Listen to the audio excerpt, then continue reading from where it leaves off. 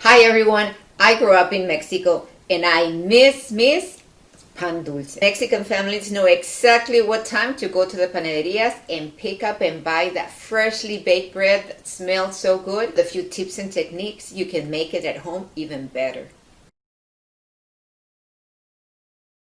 Step number 1, proof our yeast. I have a 1/4 cup of warm potato water. I boiled 1 cup of water in 1 potato, and when the potatoes were soft, that's the water that I'm using. Yeast and a small pinch of sugar to feed on the yeast so that it will start acting up. And I'm going to wait about 5 or 10 minutes till this becomes nice and foamy. My yeast, it's not quite where I'd like it to be, so because it's kind of cold today, I'm going to cover it with some plastic and place it near a lamp. I'm going to whip up the vegetable shortening. It gives you much better fluffy results. Your pan dulce will be a lot more softer and tender. I made it just using regular shortening and it wasn't as soft and tender.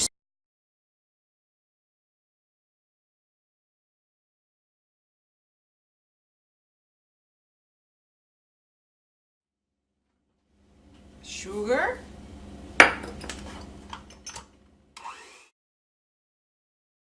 I'm combining the rest of my ingredients here in the food processor because the food processor is going to mimic that kneading that this dough requires, and it's going to do it a lot more gentle than the KitchenAid mixer.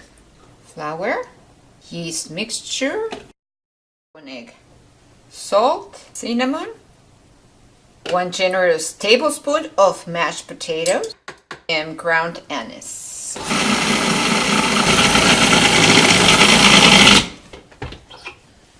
It's beautiful. I don't need to knead it anymore because the food processor did it for me.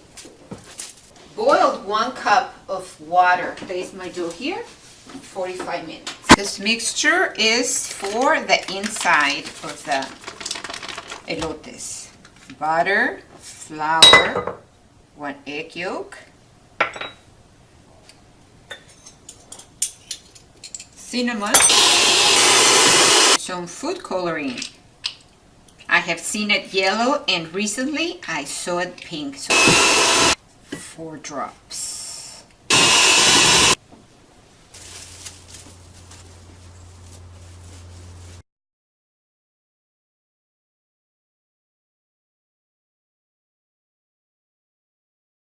Start from the middle up and down, that way it becomes rounder to the best of your ability.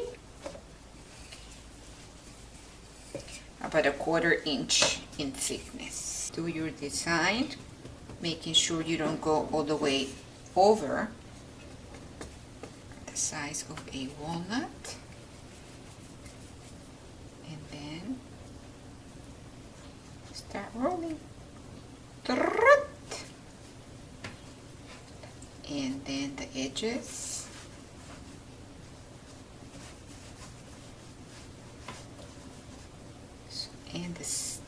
And we're going to place them with the seam side down.